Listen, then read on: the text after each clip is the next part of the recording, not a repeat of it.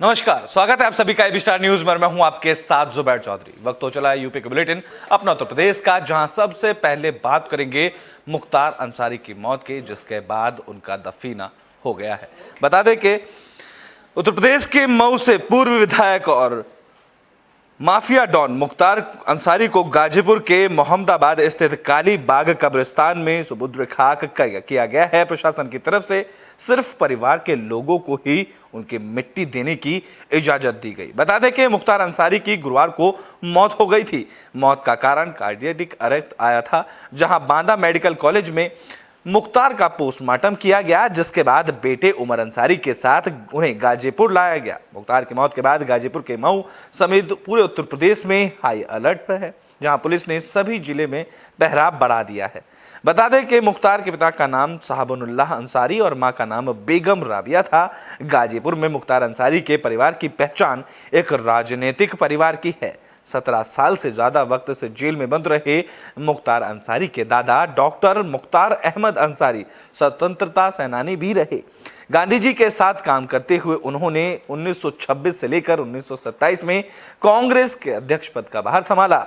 मुख्तार के नाना ब्रिगेडियर मोहम्मद उस्मान को 1947 की लड़ाई में शहादत के लिए महावीर चक्र से भी नवाजा गया था और अब मुख्तार अंसारी को सुपुर्द खाक कर दिया गया है, जहां प्रशासन की तरफ से केवल उनके परिवार वालों को ही उनकी मिट्टी देने की इजाजत थी। इसके बाद लगातार इस पर सियासत भी देखने को मिल रही है, जहां मुख्तार अंसारी की मौत के बाद बसपा और कांग्रेस ने इस मामले में उच्च स्तरीय की जांच की मांग की है। मुख्तार की मौत के बाद पुलिस हाई अलर्ट पर है और कई जिलों में पुलिस ने फ्लैग मार्च भी किया। पूरब के माफिया मुख्तार अंसारी की इलाज के दौरान मौत हुई थी। मुख्तार अंसारी की मौत की वजह हार्ट अटैक बताई जा रही है।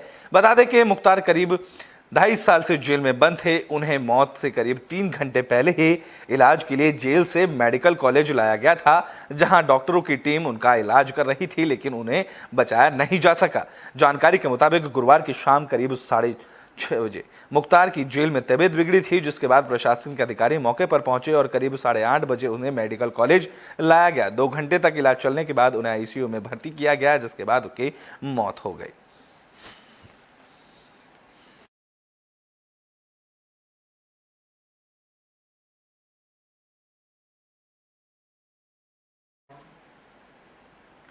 तो बुलेटिन में बात शामली की कर लेते हैं, जहां प्रसिद्ध मेले में सीएम योगी आदित्यनाथ ने संबोधन दिया और लोगों को संबोधित किया। बता दें कि प्रबुद्ध सम्मेलन का आयोजन शामली में किया गया, जहां मुख्यमंत्री योगी आदित्यनाथ पहुंचे। उन्होंने प्रबुद्ध सम्मेलन में पहुंचे लोगों को संबोधित किया। बता दें कि प्रबुद्ध सम्मेलन का आयोजन कैराना में किया गया था। इस मौके पर उन्होंने कहा कि अगर वोट गलत हाथों में जाता है तो कैराना में कर्फ्यू लगता है और पलायन होता है, लेकिन वही वोट जब सही हाथों में जाता है तो कांवड़ यात्रा निकलती है, कर्फ्यू भी नहीं लगता। सीएम योगी ने कहा कि पहले कैराना में अराजकता का माहौल रहता था, लेकिन आज व्यापारी और बेटे और बेटियां सुरक्षित हैं, आस्था का सम्मान भी होता है।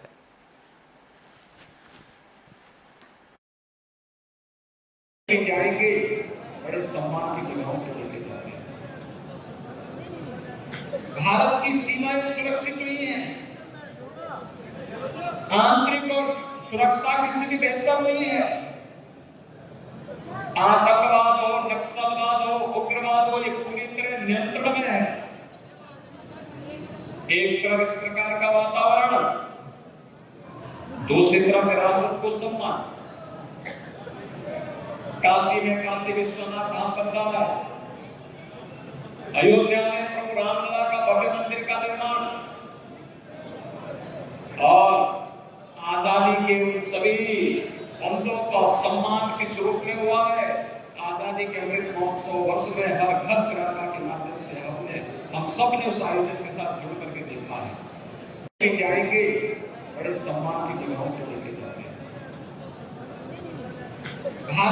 तो बुलेटिन में बात पीलीभीत की कर लेते हैं। बता दें कि लोकसभा चुनाव को लेकर प्रत्याशियों ने प्रचार करना शुरू कर दिया है। इस कड़ी में पीलीभीत से बीजेपी के प्रत्याशी जितेंद्र प्रसाद ने ताकत झोंक दी है। तो पीलीभीत में बीजेपी उम्मीदवार जितेंद्र प्रसाद ने जीत के दर्ज कराने के लिए पूरी ताकत झोंक दी है। नामांकन के बाद वे लगातार कार्यकर्ताओं से मुलाकात कर रहे हैं। इस कड़ी में जितेंद्र प्रसाद बरखेड़ा विधायक स्वामी प्रवक्तानंद के खमरिया पुल स्थित परम अकरया धाम आश्रम पहुंचे और पार्टी के कार्यकर्ताओं से उन्होंने वहां मुलाकात की, जहां वरुण गांधी का टिकट काटने के बाद से एक खबर फैली थी कि वरुण गांधी के समर्थक जितिन प्रसाद का चुनाव में सहयोग नहीं करेंगे। लेकिन वरुण गांधी के समर्थकों ने जितिन प्रसाद को आश्वासन दिया है कि वे चुनाव में मेहनत कर जितिन प्रसाद को जीत दिलाने का काम करेंगे। बरखेड़ा विधायक स्वामी प्रवक्तानंद ने भी कार्यकर्ताओं से एकजुट होकर जितिन प्रसाद को चुनाव में जिताने की अपील की है।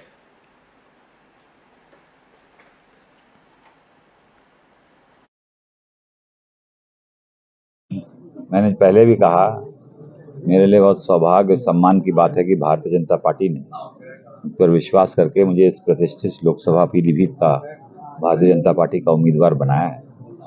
और यही प्रयास रहेगा कि जो कार्य हुए हैं 10 साल में माननीय प्रधानमंत्री जी के नेतृत्व में और 7 साल माननीय मुख्यमंत्री जी के नेतृत्व में उत्तर प्रदेश में, इसको और गति देते हुए आगे बढ़ाया जाएगा।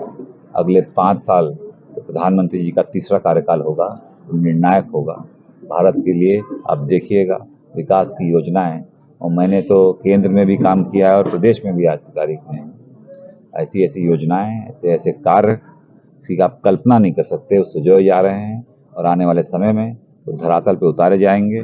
पीलीभीत जनपद में बहुत से कार्य हुए हैं, सड़कें और सेतुओं का निर्माण हुआ ही है, बहुत सी स्वीकृतियां हुई हैं और आगे ले जाते हुए अभी बड़ी सड़कें बनवाई हैं। आगे प्रयास किया जाएगा कि घर और गलियों तक की सड़कें और गांव तक की सड़कों को वर्ल्ड क्लास बनाया जाए।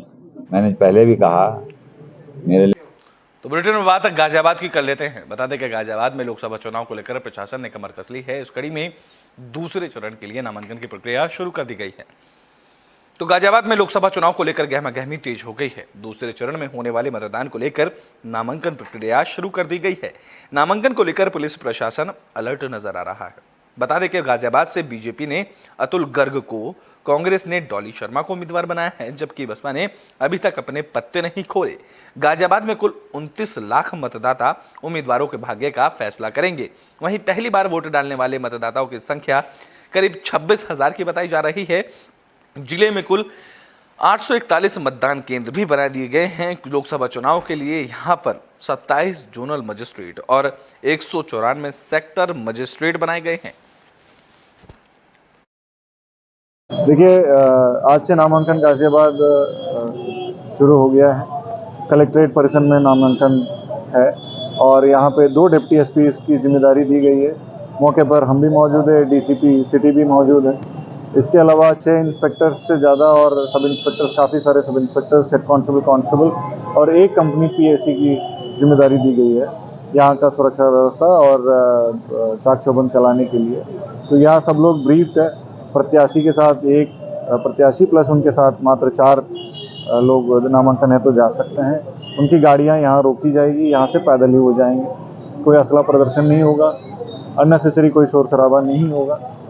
मतलब इलेक्शन कमीशन की एमसीसी गाइडलाइंस के अनुसार हम लोग पूरी तरह से जो ड्यूटी लगाए हुए हैं, ब्रीफ किए हुए हैं, चाक चौबंद व्यवस्था है। देखिए, तो बुलेटिन में बात बागपत की कर लेते हैं, जहां भी लोकसभा चुनाव को लेकर प्रशासन ने कमर कस ली है। इस कड़ी में दूसरे चरण के लिए नामांकन प्रक्रिया शुरू कर दी गई है। तो बागपत में दूसरे चरण के लिए नामांकन का दौर शुरू हो चुका है। कलेक्ट्रेट परिसर को छावनी में तब्दील कर दिया गया है। साथ ही चप्पे चप्पे पर पुलिस बल की तैनाती देखने को मिल रही है। नामांकन स्थल का जायजा लेने पहुंचे एसपी और एसएसपी ने पुलिस कर्मियों को जरूरी दिशा निर्देश दिए हैं। बता दें कि दूसरे चरण में यूपी की 8 सीटों पर चुनाव होना है। दूसरे चरण के लिए बागपत के अलावा मेरठ, मथुरा, बुलंदशहर, अलीगढ़, अमरोहा, गाजियाबाद और गौतम बुद्ध नगर में नामांकन प्रक्रिया शुरू हो गई है। बागपत में नामांकन के स्थल पर यातायात व्यवस्था को सुचारू रूप रखने के लिए रूट भी डाइवर्ट कर दिया गया है। नामांकन करने पहुंचने वाले प्रत्याशियों के साथ उनके प्रस्तावक पहुंच सकते हैं और बाकी समर्थकों को 100 मीटर की दूरी पर ही रोक दिया जाएगा। बता दें कि गाइडलाइन की अवहेलना करने वालों पर पुलिस सख्त कार्रवाई करेगी। द्वितीय चरण के जो हमारे निर्वाचन होंगे 26 अप्रैल में, उसके लिए आज 28 मार्च में बागपत में नामांकन की प्रक्रिया प्रारंभ हो गई है और ये 28 मार्च से लेकर 4 अप्रैल तक चलेगा। इसी क्रम में जो मतदाता को जागरूक करने के लिए, उनको आमंत्रित करने के लिए स्वीप अभियान के तहत देश का पर्व, चुनाव का गर्व, इस चीज़ों के लिए हम लोगों ने आज इकट्ठे हुए हैं और हमारे पेट्रोल पंप एक 1957 से स्थापित है बागपत में। उनके संचालकों के सहयोग से हम लोगों ने मतदाताओं को जागरूक करने के लिए, सभी को मतदान करने के लिए निमंत्रित करने के लिए कार्यक्रम संक्षिप्त किया है। और जो इसके स्टिकर्स हैं और चुनाव का पर्व देश का गर्व का जो हमारी थीम है, उस थीम को हम लोग आगे बढ़ा रहे हैं। और सभी मतदाताओं से अनुरोध है, इतनी सारी तैयारियां हम लोगों ने करी हैं, उन सबसे मैं अनुरोध करना चाहूँगा कि 26 अप्रैल को अपने अपने बूथ पर जाकर 100% मतदान करें, ताकि देश का लोकतंत्र मजबूत हो और जनता की भावनाओं का सभी को संज्ञान लिया जा सके। धन्यवाद। ये चरण तो बुलेटिन में बात फर्रुखाबाद की कर लेते हैं, जहां बार एसोसिएशन के महासचिव की संपत्ति कुर्की गई है। तो फर्रुखाबाद में प्रशासन का बड़ा एक्शन देखने को मिला। डीएम के निर्देश पर बार एसोसिएशन के पूर्व महासचिव संजीव पारिया की संपत्ति जब्त की गई। बता दें कि यह कार्रवाई तहसीलदार सदर श्रद्धा पांडे ने की। गैंगस्टर एक्ट के आरोपी संजीव पारिया की 1 करोड़ 20 लाख की संपत्ति जब्त कर ली गई। खैरबंद में प्लॉट और लक्ष्मी नारायण धर्मशाला को जब्त किया गया है। वहीं कामालंग में बने कॉलेज को भी जब्त किया गया। बता दें कि संजीव पारिया फिलहाल जेल में बंद है। उस पर फतेहगढ़ कोतवाली में गैंगस्टर का मुकदमा दर्ज है। तहसीलदार श्रद्धा पांडे ने बताया कि आरोपी ने अवैध कमाई के जरिए संपत्ति अर्जित की थी, जिसके बाद फर्रुखाबाद कोतवाली रेलवे रोड थाना मऊ दरवाजा के खैरबंद में कार्रवाई देखने को मिली।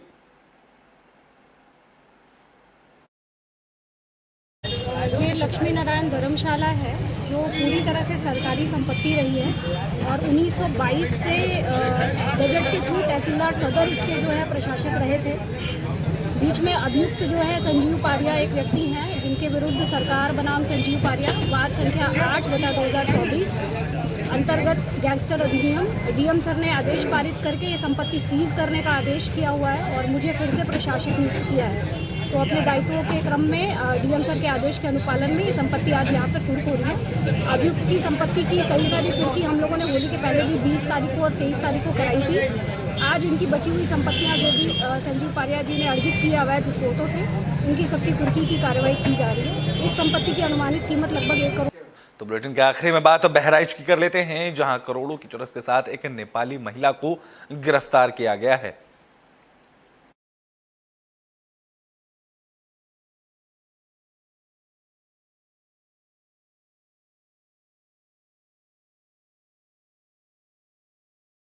वाली है, जिसे भारत नेपाल बॉर्डर पर एसएसबी के जवानों ने चरस के साथ ही गिरफ्तार किया। महिला के पास से 7 किलो 400 ग्राम चरस बरामद की गई। दरअसल महिला ने अपने शरीर पर विशेष प्रकार के कपड़ों में बनाए गए थैले में चरस को छिपाकर रखा था। एसएसबी के अधिकारियों ने बताया कि महिला को चरस के साथ रुपईडीहा पुलिस के हवाले कर दिया गया है।